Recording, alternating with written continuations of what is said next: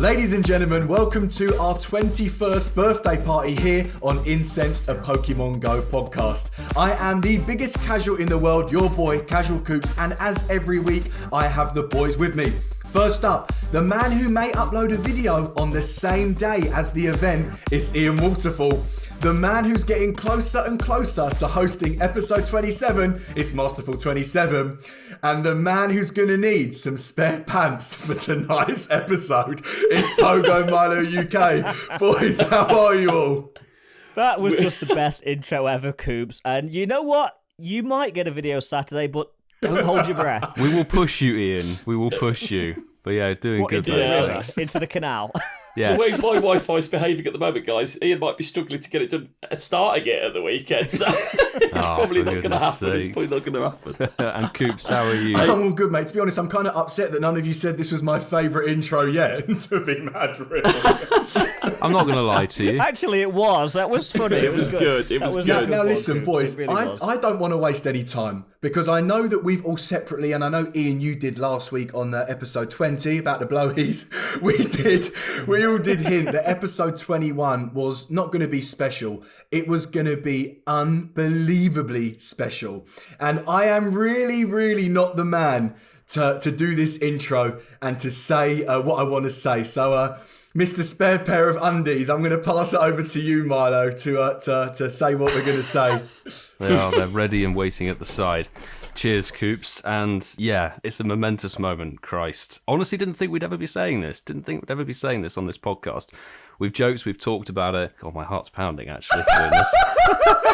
Genuinely. We did warn you before the show, mate. We did warn you. Listen, just quickly, put the second pair of pants on, just quick, and then we'll carry on. Yeah, it's all right, we'll just cut now. But it is my honour and privilege to introduce the one and the only. It's Billy Lutz, a.k.a. The Trainer Club. The Trainer Club is on the show with us today. Bro, thank you so much for coming on the call with us. How are you doing today? Hey, without a doubt, man. Anytime. I'm doing pretty good, man. Just getting ready for, GoFest 2021. A lot of content prep and just ready for the hype, man. It's going to be great. Listen, mate. It's just around the corner, right? It's literally just around the corner. It is. It's good to have an accent on the show as well. We're all British. It's nice to have a bit of a change up, mate. It's nice. Yeah.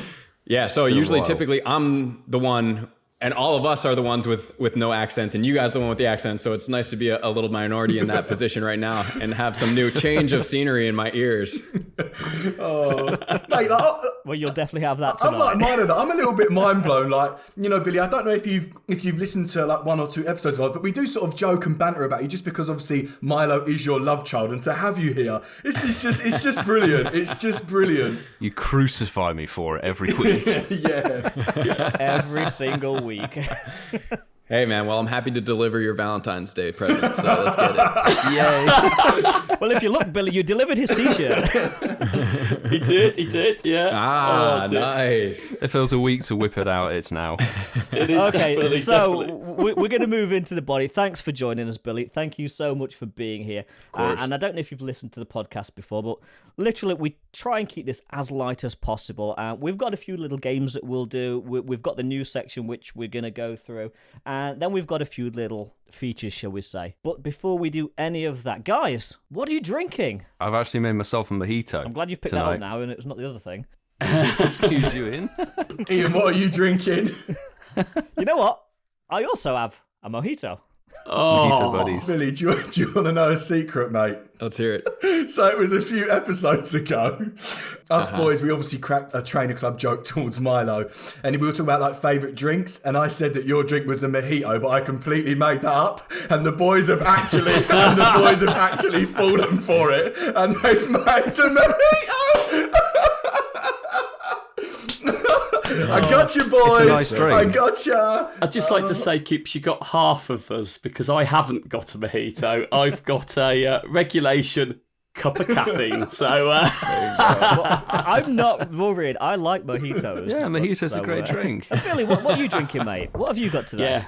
I got water, man. I keep it clean, and then if I'm not drinking water, I'm drinking some type of tea. Billy, just out of interest, what is your favourite like alcohol drink, or is alcohol for you just not on the charts at all? Is it? Yeah, I don't drink. What? Not at all, mate. Nope. Clean living. Not even a smidget. Mad. Not even a little bit. I mean, healthy. Yeah. I was going to say, so if all four of us approached you after a Go Fest with a shot, you'd like punch us all in the face, be like, get away, get away. Yeah, I would have to respectfully decline, but appreciate the offer. You'd start throwing the here we go hands at us. Here we go, and you'd start throwing hands. Oh, mad. Get out of the way. I'll tell you what, Billy, it's a good way of living, to be fair, because obviously with lockdown, it's changed everyone's behaviours around the world, I think. And as we're sort of gradually coming out of it now, we're still retaining some of those. But we went away, me and my wife, at the weekend. We hadn't drunk any alcohol for about 3 months. And we've been having the vaccines, having a cleaner, sort of healthy lifestyle. And we went camping at the weekend, and we sort of packed the car up, and we said, we'll put 4 cans of cider in the car. That'll last us over the weekend. And I was like, only 4? And she said, yeah, I don't think we'll need more than 4. Anyway, long story short, we shared a can, and that was enough for both of us after the first night. We're like, no. So I'm still off it. So this guy, there you go, man. It was too much. Gotta love it. I shouldn't be drinking, I'm currently intermittent fasting, and I am actually in a fasting window, so I should not be drinking actually at the moment. But boys, though, I am sorry for pranking you. I am sorry, because I know you're both giving me devils. You're like, you bastard.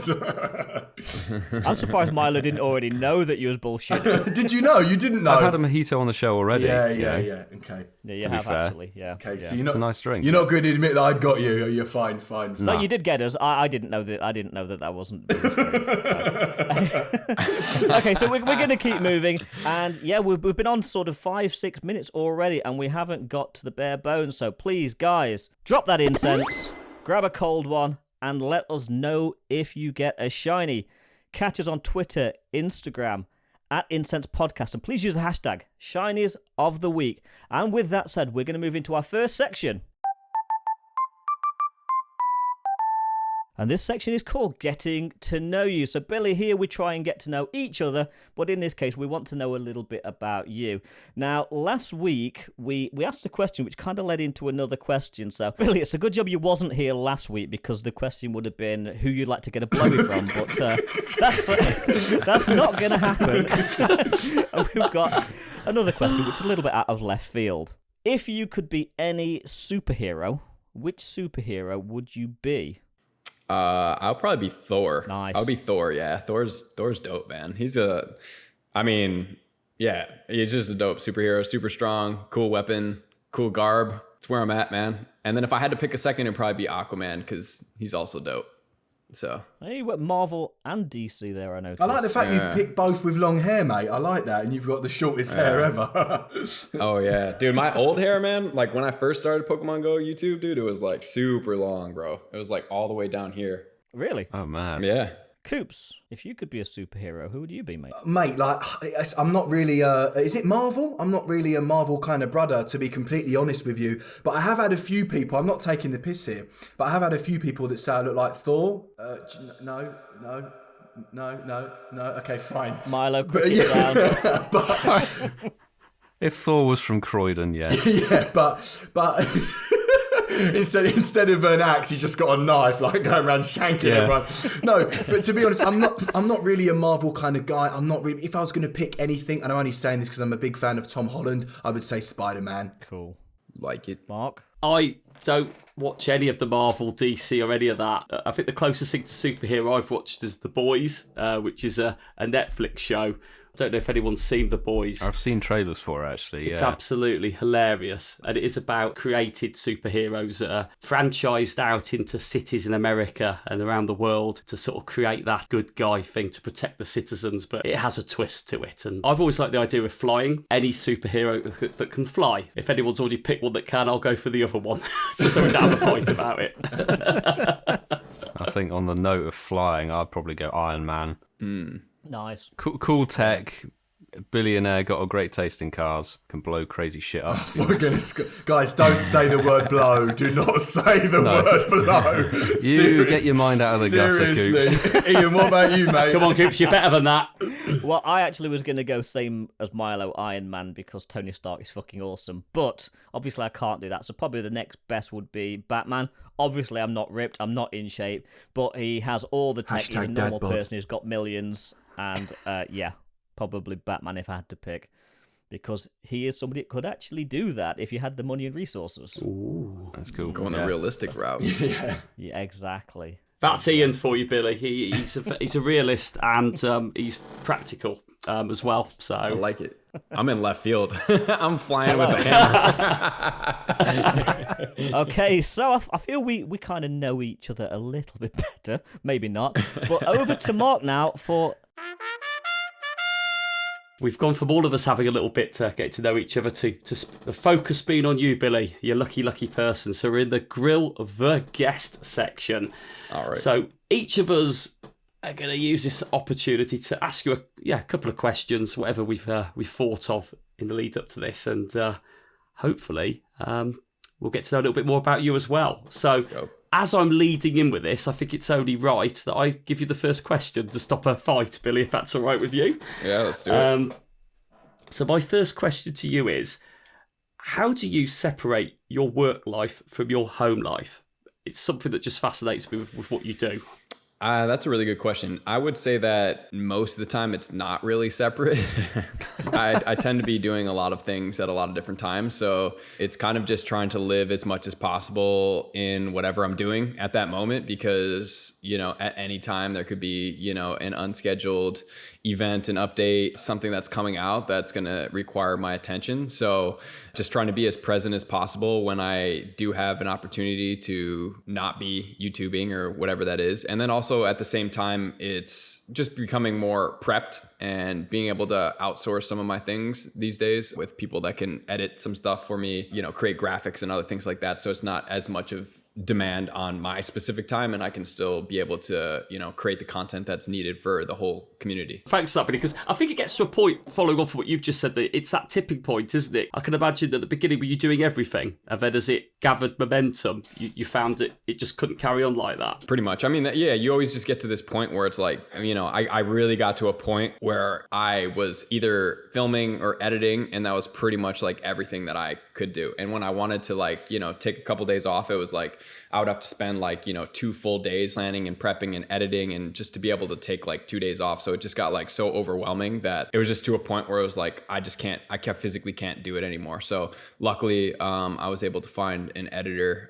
Big shout out to G2 Gaming for holding me down when I was literally about to crash out. So yeah, being open for those situations, in the past, I would have probably either given up or done something different. And now my new frame of question for myself is how can I keep doing this by making it easier for myself? So it's just asking myself different questions now, as opposed to I can't do it anymore because I physically can't do it. It's what are the resources that can help me do it? But you know what? I'm going to ask my question now, but I think the good thing is, and I do want to talk about this, that you're currently on 263,000 YouTube subscribers, and you've done 1.1k videos.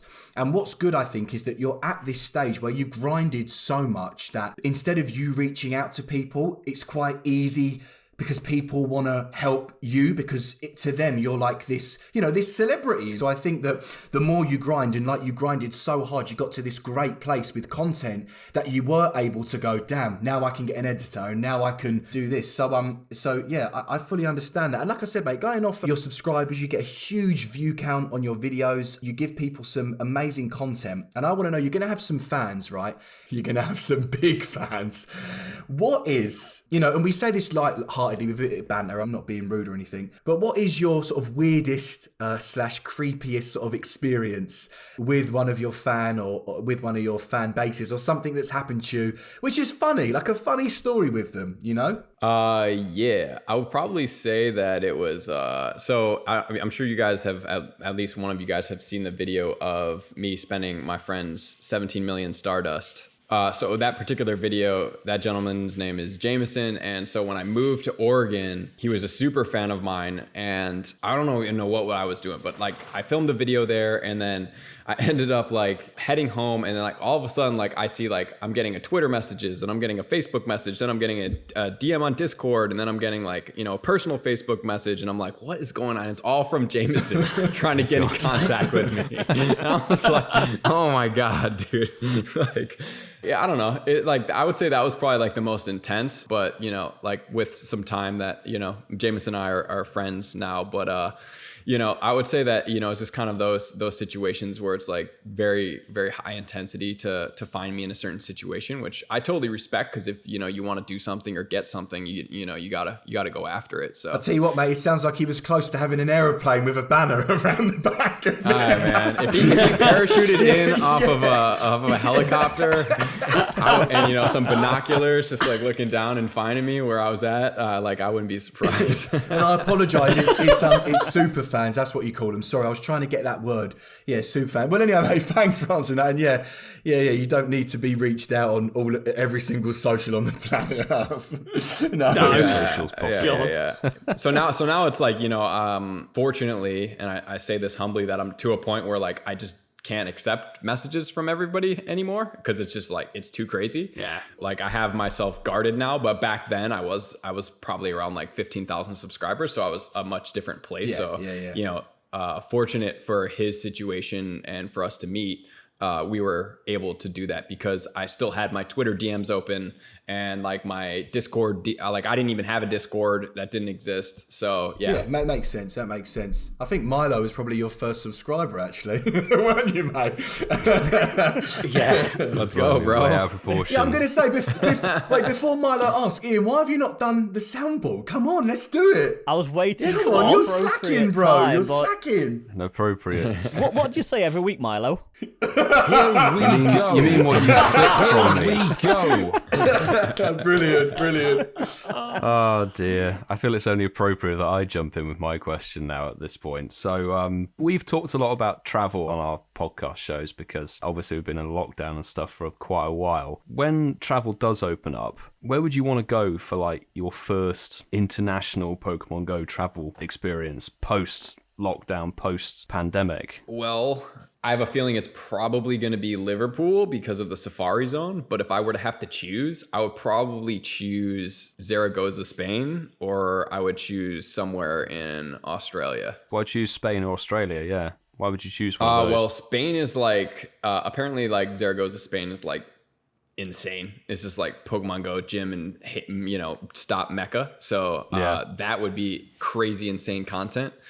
But as far as like Australia, like I just want to experience the competitive time advantage that they get over there and be able to see what that would do for my content. Because like in my mind, there's just like always this thing running in the back of my mind that like ultimately I need to get to Australia because that's going to just like put me on a whole nother level as far as like my reach and like what I can do. Well, because it's funny you say that, Billy, because you're good friends with JR Skater, Justin, right? Shout out to Justin. Yeah. And he did mention that to me. He was saying that, you were close to moving to Australia, for the content. That's how dedicated that you are to this. Like, is that still, I know you've just mentioned it then, but is that, are you still thinking about it on a day-to-day basis, moving there for YouTube? Yeah, for sure. It's crazy. I would say that if this stuff never happened, I probably would have done it already. Wow. Yeah. Like if this whole thing didn't happen, because then I have the, I don't know, what is it like, depending on where you're at. I mean, obviously it's not as far ahead for you guys, but like, for me in California, I'm almost the furthest back in the world. So, there are 16 or so hours ahead. So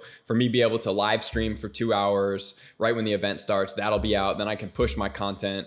And then you guys play like 8 hours after all that's done for me. Like that's, the competitive advantage is just like, it's obscenely crazy. Like you can't physically compete with that. Like, yeah. Yeah, you can't get around that time advantage. For a guy that's 16 hours behind, you do pretty all right though, fella. I'll be honest. You do pretty all right, you know? I wouldn't... Yeah, you just got to make the best of your situation, Like whatever it is for you. So like, I don't have that, right? So I just, I can't make it an excuse of why I'm not doing whatever I'm doing. So I just got to make it happen. So whatever that is for me, I make it happen as best as I can. Sorry to jump in there, but I get what you mean, because in the UK, we've probably only had a couple of examples where we've got it before anyone else. Yeah. And as a small content creator myself, and I'm very comfortable with that, when we had those events, I know what you mean, because even as a small content creator, it's first visibility of something that no one's seen before. Right. And like I get exactly what you mean. It's a Clam Pearl Research Day we got that first in the UK when it came out, and no one knew that Clamper was going to get released as a shiny. And I was doing a live stream, and I had people like JT Valor, a good friend as well, jumping on, going, "Oh my fucking god, you got that on there!" I was like, "Yeah," and it was like, "Shit, hype." So I know what you mean there. It's 16 hours consistently is a massive difference, isn't it? But it is. Big commitment. So I'm assuming, Billy, would it be the east coast of Australia to get maximum advantage of it? Oh yeah, man. As close to like the best time advantage. I mean, New Zealand is better, but I hear that it can get a little bit cold in New Zealand, so I'm gonna try to stay away from. So I'll lose an hour to stay a little bit warmer. So if we have you on the podcast this time next year, you'll be going, "G'day boys, how are you fucking doing?" And it'll be like 5 a.m. or something. I'm gonna have a kangaroo over here. Yeah. So Billy, if you don't mind, I want to take you sort of back. So you started your YouTube channel, 2017, I think. And I read a little bit about sort of your backstory, and 2018 was when it really sort of kicked into high gear on a trip to California. Yep. So can you just elaborate a little bit about what happened to take you from the mindset of being a sort of small to medium creator to being like full-time, everyday, daily content creator? Yeah, so it's kind of crazy because in October, like I first heard that Pokemon Go YouTube was even existed in probably like June to July 2017. So like before then, I didn't even know that people did it. It was not even a concept to me. And one of my friends, Kelvin, mentioned it to me that he followed Mystic 7. And I was like, oh, like what do you mean? Like, what is this? So, going from an experience of it was just me playing and getting really good at catching these raid bosses, and then teaching people in my local area to catch these raid bosses, to then like seeing that people do this, and then to put that together in my mind that like if I could, because I can help people here and I catch their raid bosses, and this was back in the day. I feel like they've kind of made Pokemon Go a little too easy, in my personal opinion, for catching these raid bosses. Like, dude, every raid boss, the circles, like you can pretty much like, sneeze and you hit an excellent throw these days. Like back in the day, it was like challenging, man. Like when Kyogre first came out, it was like, dude, that thing was almost virtually impossible to hit. It was a like long when way it first off came way. out. Yeah. And then when they fixed it, it was still challenging in itself. So like those were what really, and I'm very grateful of that. But as of right now, like the excellent throw videos just don't do very well because they're gonna hit some type of very close to excellent throw because the circles are so big these days. It was taking that mindset of if I can help people in person and I could translate that into a video, I could just probably help more people. At the time, I have my master's in nutrition and functional medicine, and I have my personal training certificate as well. So I was doing all that and I just didn't feel very fulfilled, and I was obsessed with Pokemon Go. So it was like, I really want to do this. And I started, and like in my mind, I had this idea that my first video was going to be amazing, and it was just like complete crap. Like it was terrible. They always and it's are, still up there. I haven't taken Everyone's it down. first video is, yeah. And so like in my mind, then I was like, it kind of made me insecure, and I was like, man, like maybe I can't do this. Right. So that's what went from like that first video, and then maybe produced a couple videos until like April-ish 2018 point. Kudos to my ex-girlfriend at the time, who is an actress. She kind of coached me through being engaged with the camera and not being so like stiff and rigid on camera, and being able to interact with your eyes a little bit more on camera and stuff like that. So if it wasn't for her, I might have got there, but it definitely wouldn't have been as fast or maybe as smoothly as I was able to make it happen. And I went to California, and I was kind of sitting on the beach, and I was living in Atlanta at the time. And, obviously California is more expensive. Actually, like I was here where I'm living right now. And I was like, I really want to make this happen. Big boy money now. Jeez. And I was like, I can just keep being a drifter. And I feel like I was kind of a drifter since I let professional skateboarding go as like my ultimate high point of what I wanted to achieve in my life. And so once I let that go when I was around 21, I kind of just like drifted through life. Like I could do stuff and I could be relatively good at it. I don't know, I was out here and I was sitting on the beach, and it's just like nothing really specific happened. It was just like, dude, I'm going to get back and I'm just going to like grind this and see what happens, because I don't have anything else that's really exciting me in my life, like to what I'm excited about. And I'm obsessed with Pokemon Go, and I need to feel productive. So it was like those kind of three things intermingled, and it kind of just went from there. And it was just like, I'm just going to start making a video a day until I get to be where I want to be. Also, like I had a money goal of like what I wanted to make. Yeah. I was seeing kind of like what I was making at the time, and I signed up with a multi-channel network, MCN company, right? So I signed up with them, and fortunately, it was like way early on. I highly suggest, like, if you guys are small content creators and MCNs come up to you, just like, I didn't have a personally good experience with it. So they, you know, they typically want to get a percentage of your revenue. They'll drop big names. They'll tell you that you're going to help you. And in reality, like, you know, in my situation, and I think a lot of people's situations from what I'm understanding is they don't really help you like that. I brought it to my MCN, and fortunately, like, I wasn't big enough to like, for them to actually get any money. Cause like when you're small and you're making a few $100s a month, 10% of $500 is $50. Doesn't seem like that much, but once you start getting into the thousands, then it's like, okay, why am I paying you hundreds of dollars right now? Like, what are you actually providing for me? Fortunately, they only got one good month out of me before that, and that's just like where my channel just started to kind of like go up from there. And I remember talking to them, and I was like, you know, I want to make, like, my goal was to make like $10,000 a month. And I was like, how, like, and I saw my channel analytics, and I was like, you know, based on my size and where I was at and what my video views were doing, and I was like, what do I need to do to make $10,000 a month? And like, what do my subscribers need to look like? And the person at the time was like, you need 800,000 subscribers. And I was like, well, that doesn't make any sense, because like I think I was at like 20,000. I'm like, I'm at 20,000 and I'm making this much. And I don't even remember what the number was at that time, but I was like, if I need to times my, you know, this video views and this revenue to get there, like, and then I times that by my subscribers, I'm nowhere near 800,000 subscribers. So I was like, you know, this person obviously doesn't even understand like what actually like YouTube is. You just got to do what we do. We've just started our own OnlyFans account, mate. That's all you've got to do. That's where the money's at. That's the trend these days, right? That's where the money's at. That's where the money's at. Oh dear God. Man. Well, when I start mine, I'll drop the link in the comments below this video. So. We'll pin it, mate. We'll pin it. Billy, be honest though, mate. Is it worth it? You know, when you've got, let's say, 1,000, 2,000 subscribers, you want to do it full time. It's all you want to do for a career. Is it really, really worth it? Like, you know, all day long, you're filming, you're editing, you're on your phone, you're looking at tweets, you're looking at comments. And it really does. As we all four of us, we're really sort of part-time casual content creators. Let's sort of do a video a week, if that. Like, is it where you're at? Is it really, really worth it, mate? You know what I mean? And I mean that with the most love, but is it worth it? For me, yeah, for sure. I mean, you know, I have things and people and, you know, concepts and ideas that I wanted to bring into reality. So if I didn't pursue this, it would feel like I wasn't living up to something that I wanted to get to. But if it's a reflection for somebody else, I mean, that just comes down to like, what Personal. do you like to do? Yes, you know, yeah, of course. Yeah. What are your personal goals? Because you can look at me and say like, hey, like you've done all this stuff, like it's dope, it's badass or whatever.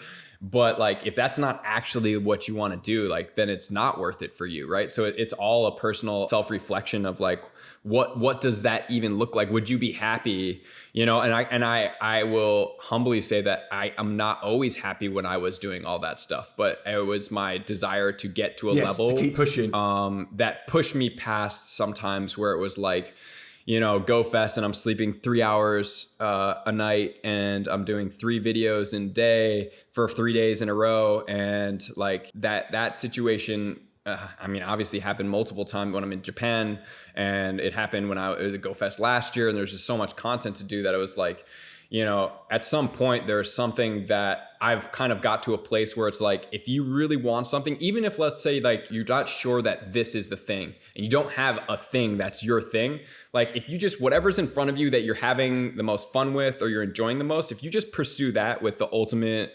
precision and a most amount of your power, like eventually, even if it's not that thing, it will step you into the thing that is ultimately going to be what it is for you, right? So I just kind of like take that mentality of just like, it was in front of me, I was obsessed, I needed to be productive. So it was just like full force into this. And I am not a scheduled person. I can't work for other people.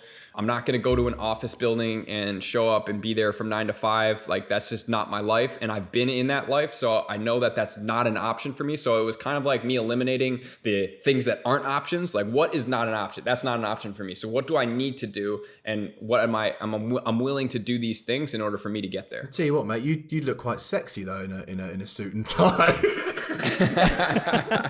So Billy, that actually leads kind of into my second question, quite nicely actually, because I've got some notes here. And how do you go from being a sort of semi-pro skateboarder in your sort of mid to late teens, getting sponsorships, getting a bit of recognition, to then doing your masters in nutrition and functional medicine, to then thinking, actually, now screw all that, I want to do YouTube?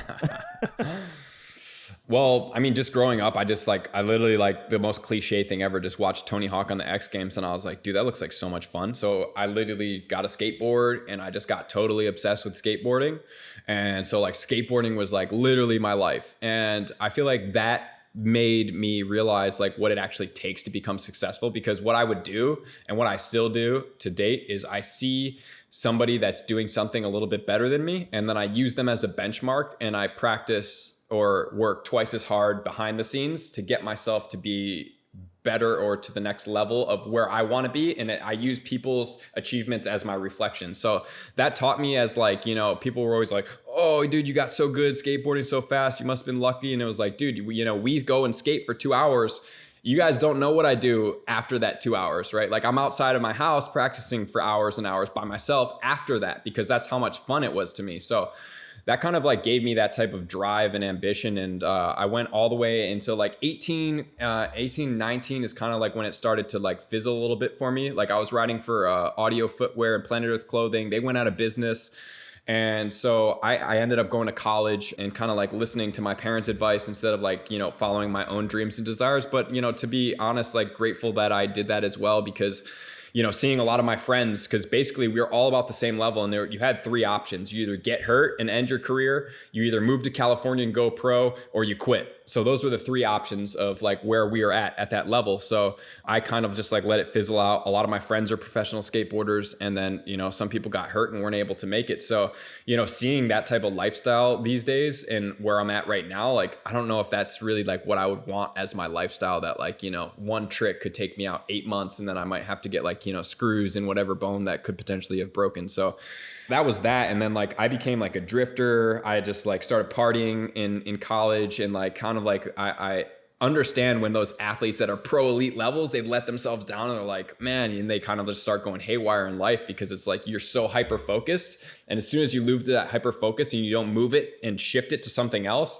like it just kind of like explodes. And that's basically what happened to me. So I ended up moving to Tampa with my buddy Andy. I had 3 different surgeries, and that kind of like tanked my energy, basically gave me anxiety, depression, basically like, you know, super depressed, couldn't really do anything, could barely care for myself. And that kind of like forced me into health at a super young age, at age of 22. So I was forced into health, and I had to find health because I was going to a therapist and they're trying to give me Zoloft and other, you know, psychiatric drugs. And I'm like, well, I don't really have a specific instance that caused this scenario. So instead of like me accepting those drugs, I was like, well, that doesn't feel right for me. So it was like me pursuing what actually is health instead of just trying to find some type of cover up for the situation that I was experiencing.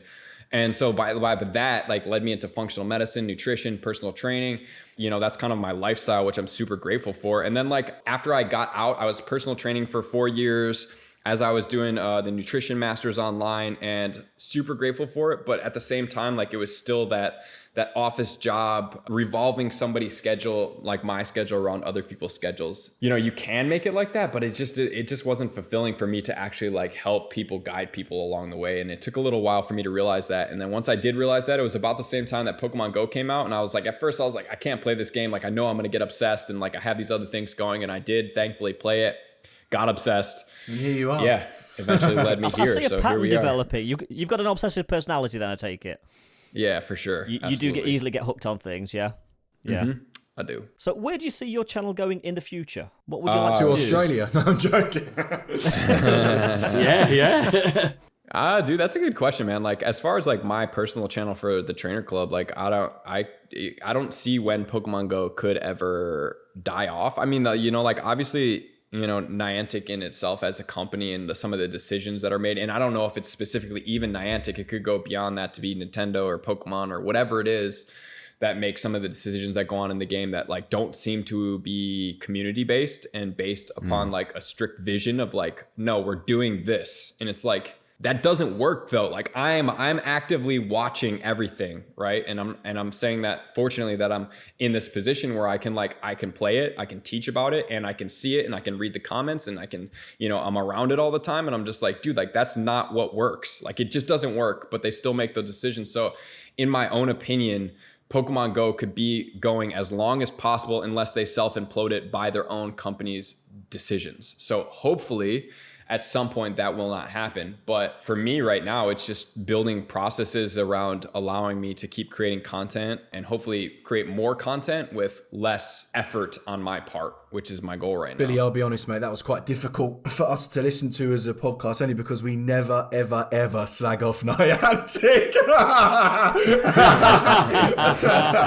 Oh, mate. Constructive criticism. Like, Billy, every week we're like, fuck you, John Hankey, fuck you, Niantic. Like, every week we're just like, we're all over the place, mate. They do make some questionable decisions. Yes. They really do. We're all over the place. No, I understand there's a lot of emotion behind it, but you know. Yeah. Passion. It is passion. It's because a lot of people put time and energy, and you know, like it's just like it's so good, but it's like these little incy bincy things that you guys keep making mistakes on. It's like, how long can you keep these? Like 2016 came out, you weren't ready for what was gonna happen, like, and you just like you make it better, but then it's like you tick the wrong box. It's like, dude, why did you do that? Like, it doesn't make any sense. Yes, Billy. Do you want people to like your game, or do you want people to like dislike your game? Like it's almost like you're pushing players away to then do what? Like you have a massively successful game. So, you know, it triggers me personally because we made and I'm sure Ian, if you read my whole story, that like we did gaming events for Halo when MLG, Major League Gaming, dropped Halo because they weren't supporting, as a company, Bungie was not supporting it, and Call of Duty Activision was supporting their game. And now, does anybody play Halo? Not really. Everybody knows Call of Duty, right? And there's a reason why. It's because the companies behind that understood and didn't understand the reasons of what makes games successful. You have to be very in depth with your content creators. You have to be knowledgeable of them. You have to treat them with respect, because if your game starts falling off, who are you looking to? You got to look to your content creators. And if you don't have a relationship with those people, they're not going to be loyal to you, period. Because if another game comes out and they're like, dude, we got $100,000 for each of you guys. We see what you did with Pokemon Go, $100,000 for this, $100,000 for this. Dude, everybody's gone because nobody's had that type of relationship unless you have, right? So there's a lot less limited of a pool to pull from. And then like you have to have the ability, and I think I attribute that to some of the success that I've had, to not be so stern on your vision, that like you can have a vision, but you have to be adaptable to what actually works in reality. Because you can have this vision, but if it's not being accepted in reality, what's the point of destroying your vision over what you think could happen in a conceptual way that's not actually practical? Fucking hell, Coops, is that you? Fucking yes, Billy. That's right. But I like that whole cop front thing without swearing. Yeah. I know, but that's how we would sound if we could articulate things correctly like that. Because So anyway, that they tanked Halo, and like our whole gaming industry, our whole gaming competitive thing tanked as well. So it was a super frustrating experience where it was just like, dude, all you had to do is give us money. Like that's literally all you had to do. We just needed money to give players to keep your game alive, and you couldn't do that. That's it. Yeah, what it's you kind just of said mad. makes perfect sense, because I remember Halo was really big up until a sort of period ago, and everyone knows COD, don't they? Call of Duty, everyone's playing COD and that. Yeah, Exactly. totally. And that's why it literally happened. And I was literally in the middle of that happening. We were the last Halo competition before they introduced the Halo Worlds and all this stuff that was put on by a community externally of the game. The Halo Worlds, what they did it once, I don't know. And like, it's just not a game anymore. It's just because of that reason. And Pokemon Go scares me because it has that same exact backbone. They're just very fortunate that they're tied to such a very powerful franchise that people are willing to suffer to play something that is so emotionally important to them. And that's the thing, isn't it? The Pokemon company, Game Freak, they have a lot of control over and above Niantic. Yeah, so I honestly, like, I've never really worked with Niantic. The most I've ever done with them is received a box for Pokemon Go Fest. That's the extent of anything I've ever done with them. So Have you got the new Go Fest t-shirt? Have they sent you no, I don't have it yet. But it's funny, the box that they sent me, they didn't even ask me for my shirt size, and they sent me a large shirt and I'm a small, and I was like, dude, you're not even gonna like tell me there's gonna be a shirt in the box. You're just gonna send me a random shirt. Billy, Like, this is really interesting, because all bants aside, we slag them off all the time, and the fact that, you know, you are where you are, you know, in regards to the Pokemon Go content creation, and honestly, mate, you're being genuine. That's the only time they've ever spoken to you, is to send you a box with a wrong size t-shirt. 100%, yeah. That is off, yeah. Fucking hell. I mean, yeah, I don't know. Yeah. Milo, you said you were going to say. It's kind of ridiculous, because you'd think that there's this history. There are histories, like you say, with Halo, and there are other games that have died off. Yeah. It's written in black and white on the internet. They can look up and see what makes these games flop. You can learn from other people's mistakes, and you should learn from your own mistakes, and it doesn't seem to happen. 100%, man. I don't know. People just get like, they get very, very like, it's like an ego obsessive thing where it's like, I can change, like you already changed gaming. You already did something big, right? And I like, it's hard for me to talk on because I don't know the mechanics behind the scene. I've never understood it. I've never had contact with it. I've never seen it. So I'm just hypothesizing, but from this side of the fence, they are eliciting a lot of the same characteristics of these companies that eventually eat themselves alive because they're, when some company literally looks at Niantic, that's like what happens with companies. Why does one company that comes on later get better and then move it to the next level? It's because they were watching this company and they're seeing the biggest flaw of them. They fix the flaw and that other company doesn't exist anymore. Like look at Netflix and Blockbuster. Literally the dude on Netflix was in Blockbuster pitching them the idea. They literally gave them the idea to purchase Netflix, Blockbuster, and they said no.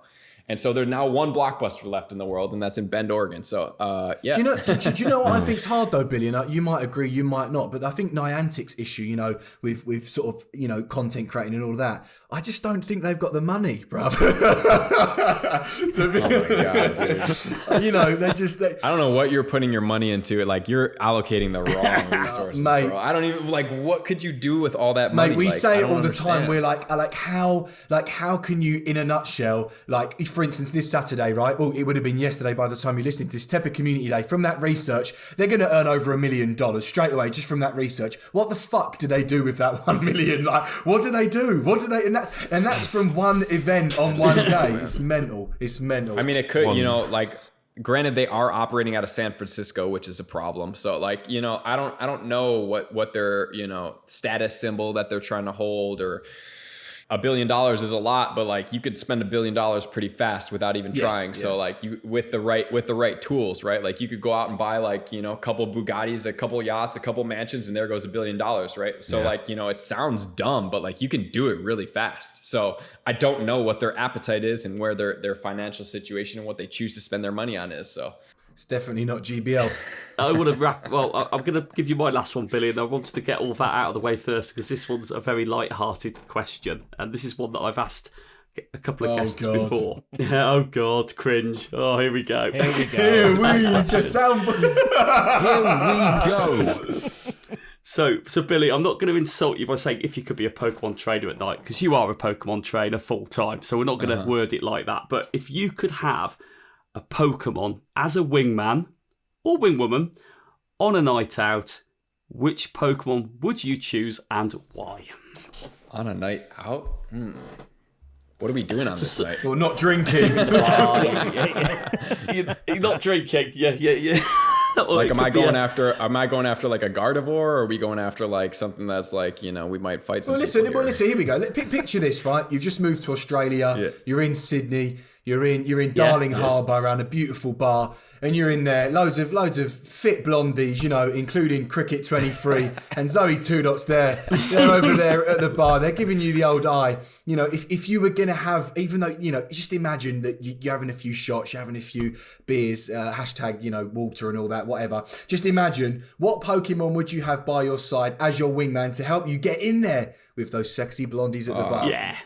That type of scenario? Yeah. I mean, you got to go with something cute for that. My first initial, when we talked about it, it was going to be Zekrom, because that thing could fly me anywhere, and it's like Batman, right? So it could take me wherever I want to go. So I'm just I'm jumping on its back and we're going wherever we need to go. So, but in that, dude, that scenario, I mean, I don't know, dude. You might just have to run an OG Pikachu, dude, because it's an instant hit, bro. Just an instant hit, man. Chubby Pikachu. If you're doing that case scenario, or a Pichu might even get even better. Yeah, because it can go on your shoulder, right? Yeah. All the girls stroking it. Yeah, dude. They're like, oh my god, this is so cute. And the Pikachu.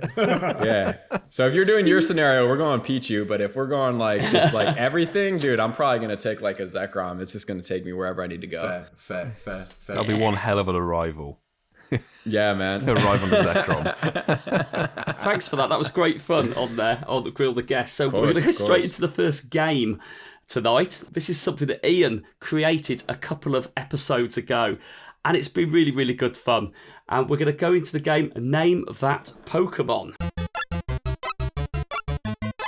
So what we're going to do is we're going to name that Pokemon in a foreign language, and the first person to guess the correct name in English will get the point for that round. We've got a few more people playing it this time around, so this should be quite entertaining. First to 2 points is the winner. And I think we better check that Coops' Wi-Fi's working for this week. Oh, yeah, yes. Coops, 1, 2, are you here? Yeah, 1, 2. Hello, OnlyFans. Blowies, can you hear me? Blowies.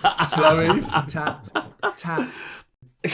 Can you hear Right, Can so you I'm actually gonna hear give- me? Can you actually hear me? Yes. Okay, good. Yes. Good, because I just felt like We can hear you. I just felt like I was going blowies. Okay, as long as you can hear me. Right, so I've tried to keep it. I'm going to name the Pokemon, the language itself, the language is in the Pokemon, and what generation it's from to give some clues this time around. This is a Kanto Gen 1 Pokemon in French, and it is Aspicot or Aspicot. What? Say it again. Aspicot, Aspicot, Aspicot. Aspicot. Oh, no clue. Poliwag? Right, we're going to go some easy No. ones. So no, and Wait, no. is it Aerodactyl? I'm gonna go Venonat. It's neither of them. We're going to go a little bit easy after. Billy, do you want to have a guess? Just. Jeez, man. It's a first stage evolution common Pokemon. Let's make that Pidgey. really simple. Squirtle. No. Common, really common. Weedle. Yes, who got that? Is that you, I think that Billy? was Billy. Yep. Yes, Weedle. So we're going to go for something that sounds a bit more like what it is. This is Kanto again, Gen 1, and we're going to stick with the French.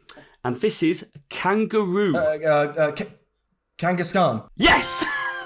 Oh, damn it, Billy, come on, that was yours. It was Australia. That was yours. I know. That was, I was gonna let you have that one. that was yours on a plate, bro. Right. So, in fact, I'm going to stick with French and all of these. You can tell I did French just a little bit.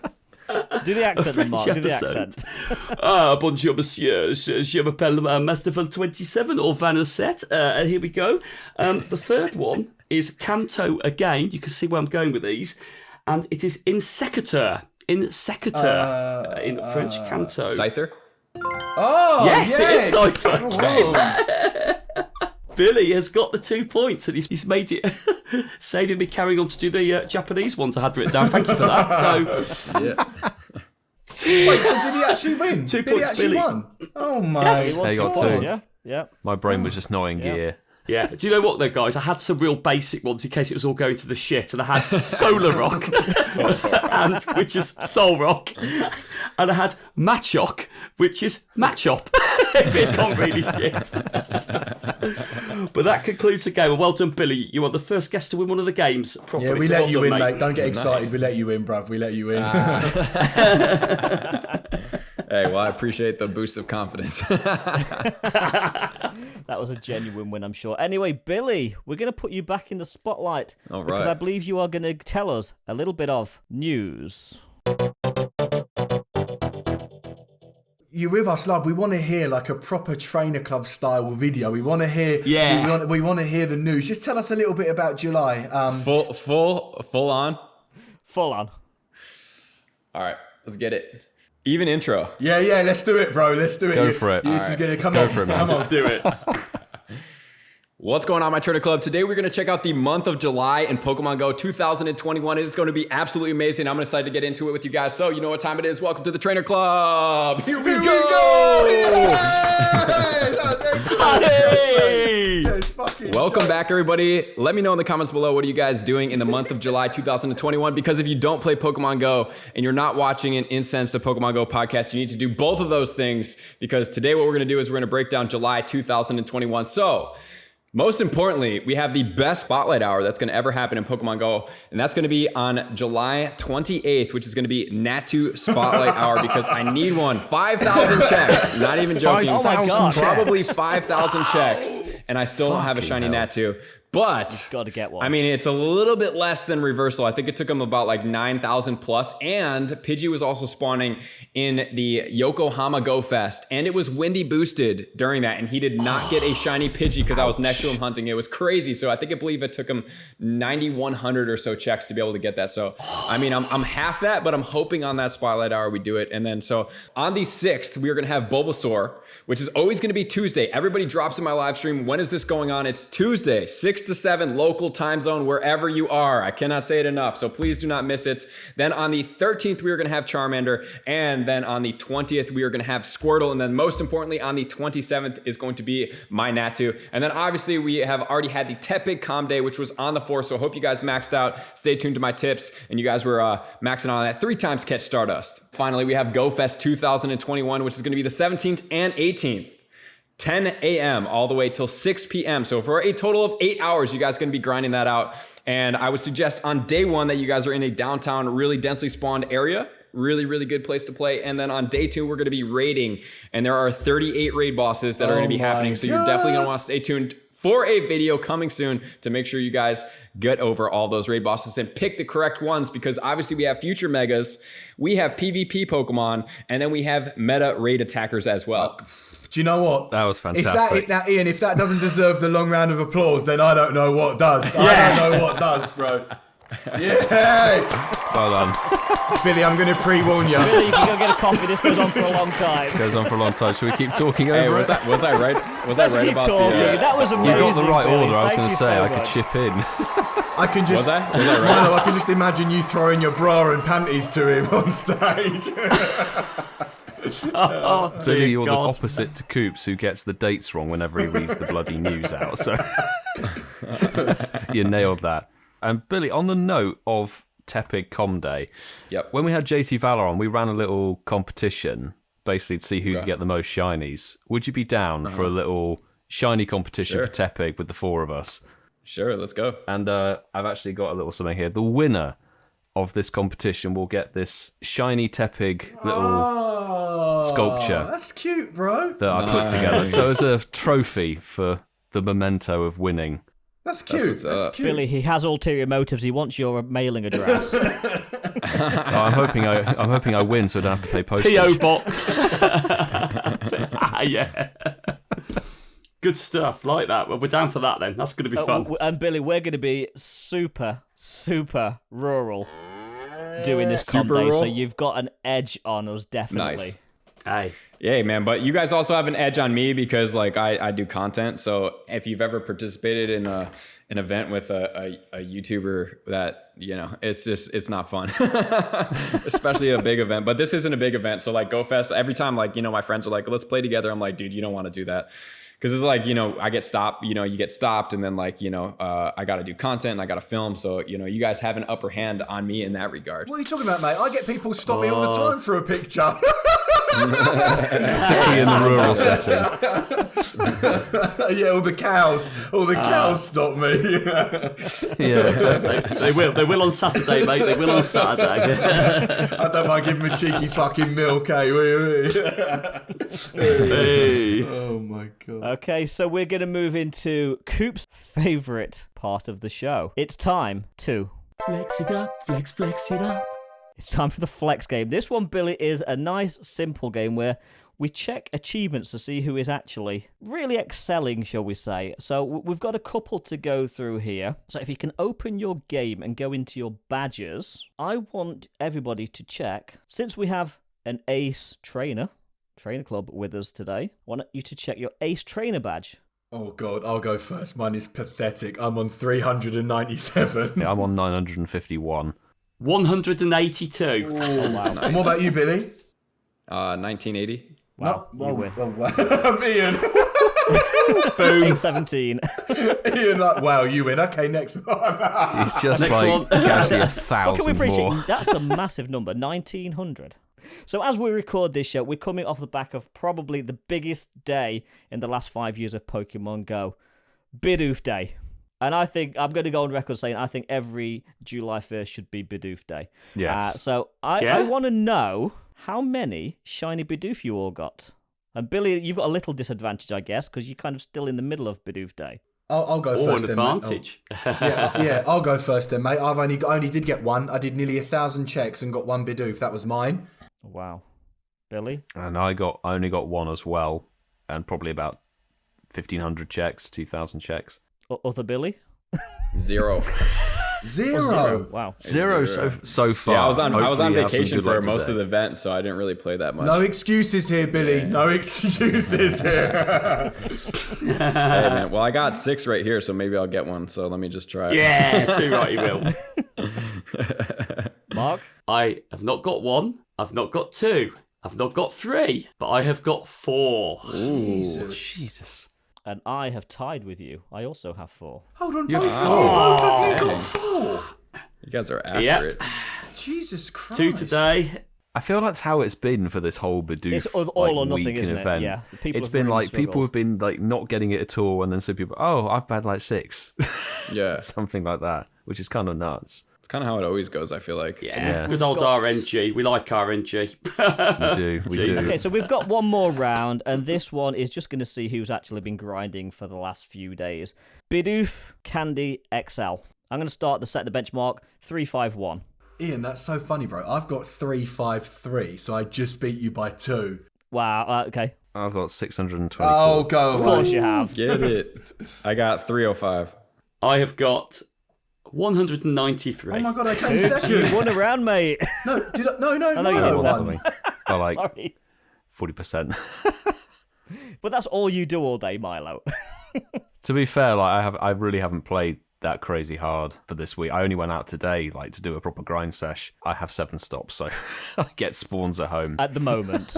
at the moment. Yeah. Jokes, yeah. I'm now on 200, Ian. I've just transferred my last few. 200 now. That sounds a bit more respectable. Well done, Mark.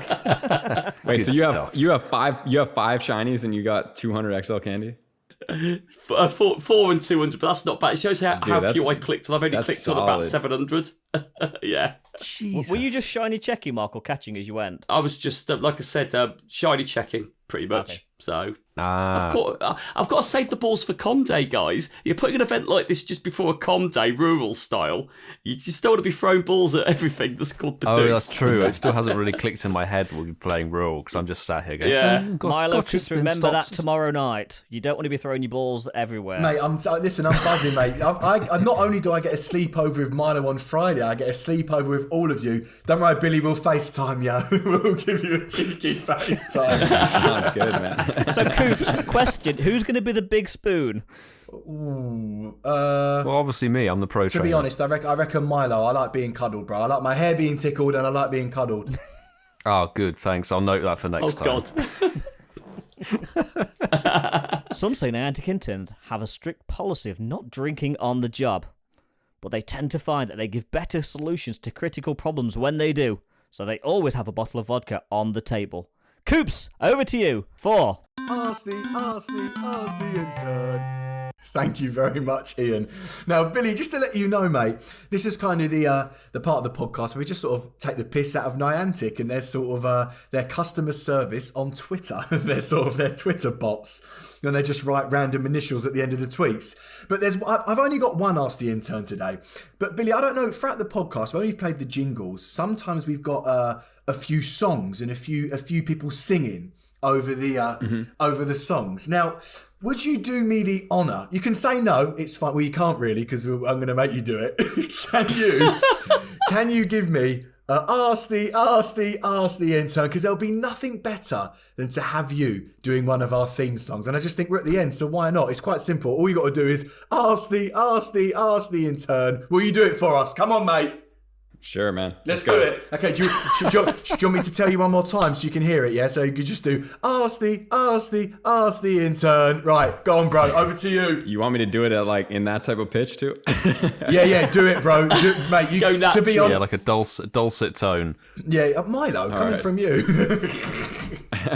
Oh. Okay, go on, mate. Listen, take inspiration from me. All right. Ask the intern. Yes! Nailed it. Out the park. Legend, mate. So, yeah, Ian, for Fuck's sake.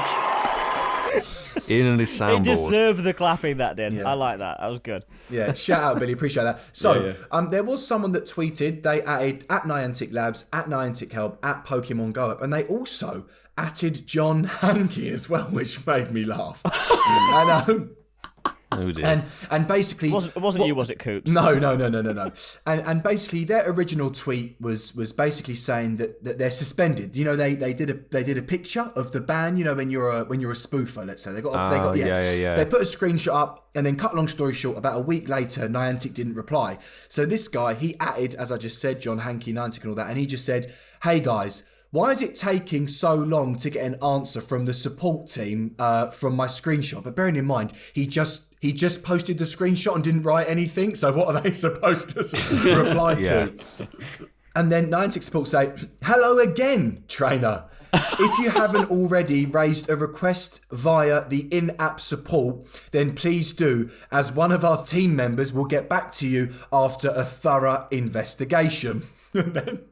And you know where this is going. So then he replied and was like, "Dude, ... I'm suspended for fucking 30 days. Are you stupid? How can I make a request in-app?" Is that what it said? In-app? God. Yeah, and that is and that is through. just Oh, the dear. fucking that is just, as we mentioned earlier. So that is, I thought that was an absolute golden one for tonight. And yeah, that was Ask the Intern. Absolutely awesome. So, Billy, I've got another favour to ask of you, my friend. All right. I know it would make Milo's year if you would introduce him into the section Shinies of the Week. Sure, man. So would you do the honours of introducing him, please? Yeah. And now over to Milo with the Shinies of the Week. Shinies of the week. Billy, thank you very much for introducing that section. I have got course. 3 people who have actually used that. I think the hashtag Shinies of the Week. So good stuff. I like that hashtag is actually coming good. First one, reviews from the tub. At Incensed Podcast, came home from a rough day at work, ran a bath, threw on the podcast, and did some, dare I say the letters, GBL. Ooh. And the reward was a shiny rufflet. Oh, wow. For their GBL efforts. And I think that's the research breakthrough this month in July, isn't it? Yes, It is actually. That's a very good point. For those of us who don't give a toss about GBL, that's our chance. Next one is from Keith at Incensed Podcast. Hashtag Shinies of the Week. Went hard for this. Only when I was listening to at Incensed Podcast, and I got it. Thanks, guys. And it's Shiny Bidoof, of course. Nice. Cool. The meme lord of a Pokemon. Fantastic stuff. And the final one, J Ketch. Wow. I ran 5 miles and caught ×2 shiny doof. Ran along the canal, out and back, and both were in a similar location. Yeah, 2 shiny Bidoof from a 5-mile run, so congrats to those people for their shinies. That's epic. Absolutely. Thank you so much, Milo. And gang, if you are listening, do not forget to tag us on Twitter at Incensed Podcast and hashtag Shinies of the Week. Ian? Clarify the spelling. Oh, you want me to clarify the spelling? Okay. Yes! Somebody, should we all do it in sync? Yeah, let's do it together, shall we? Hashtag S. Oh, We're going for the whole Kadzoo. thing. Sorry? Oh my god. Oh, God. 3, 2, 1. S-H-I-N-I-N-Y. S-H-I-N-Y. It's not working for us because Listen, we're Billy, all out of sync. Yeah. Billy, how do you spell shinies? Is it I-E-S or Y-S? I do SHINIES. Okay, fine. So we're on the right page. Good stuff. All right. It's on the same Well, page anyway, as us. we got there in the end. And gents, I've had an absolute blast tonight, but I do think that is going to be the end of today's episode. Billy, as we've said hundreds of times at the start, we really do appreciate you coming on, and we really do appreciate your time. And before you go, this is your time now, just for a few minutes, to tell everybody how much you love Go Battle League. No. No, Billy, I'm joking, but do you actually PvP, bro? I'm joking, but No, not really, man. I just it's one of the things that I do actually like it. It's just that the time is not there for me right now. Yeah, so unfortunately, that's not where I allocate my time. Yeah.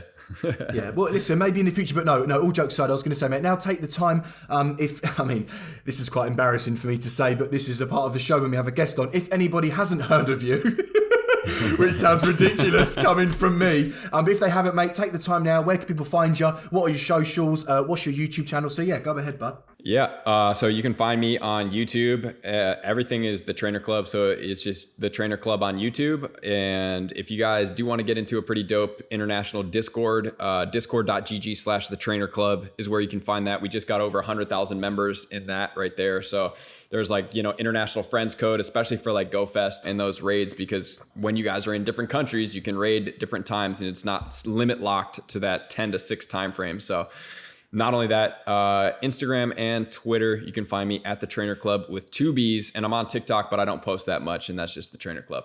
Cool. So everything's as simple as that, man, at The Trainer Club, which is fantastic. And talking of milestones, boys, well, it was about a week ago now, but we're just recording this. We have on Incensed, a Pokemon Go podcast, officially hit over 10,000 downloads. And for us, this is absolutely massive. So to all of the listeners that are listening right now, to people that have given us a rating, downloaded, subscribed to our podcast, we cannot thank you enough, because as unbelievably small creators, this is a huge achievement. And what we've created between all 4 of us to get 10,000 downloads in less than 20 episodes is amazing. So thank you all so much. And of course, if you do want to follow us as individual creators, you can find Milo on YouTube as Pogo Milo UK. You can find Ian on YouTube as Ian Waterfall. You can find Masterful27 on YouTube as Masterful27, and you can find me under Casual Coops. And Billy, have you had a good time tonight, mate? Oh yeah, man. As always, man. I love coming on podcasts. I appreciate your guys' energy and your accents. It makes it next level.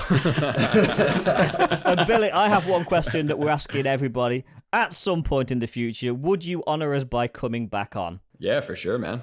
Let's But get it. you've got to have an Australian accent. Yeah. All right.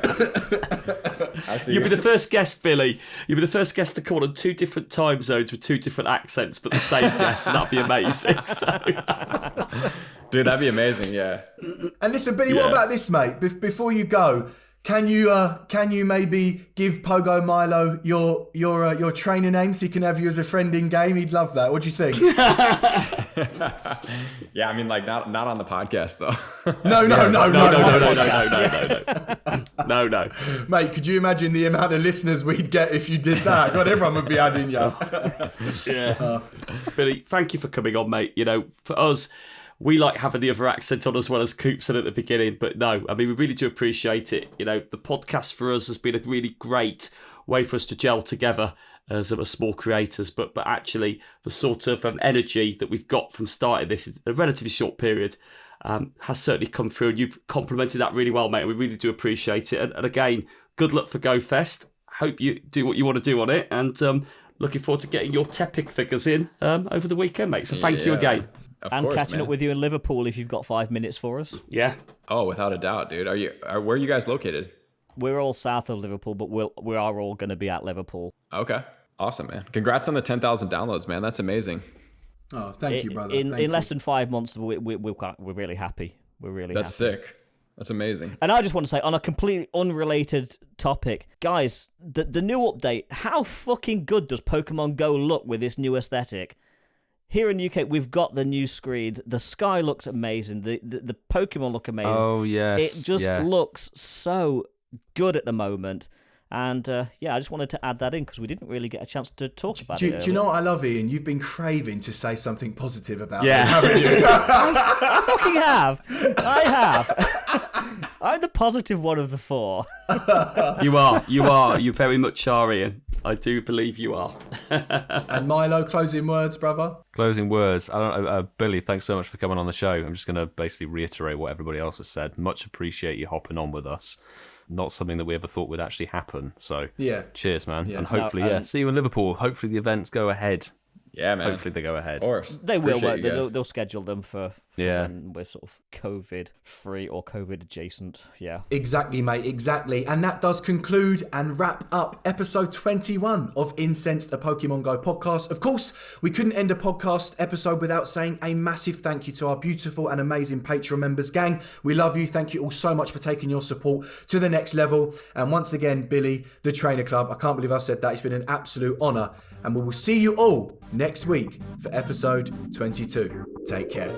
I choose you!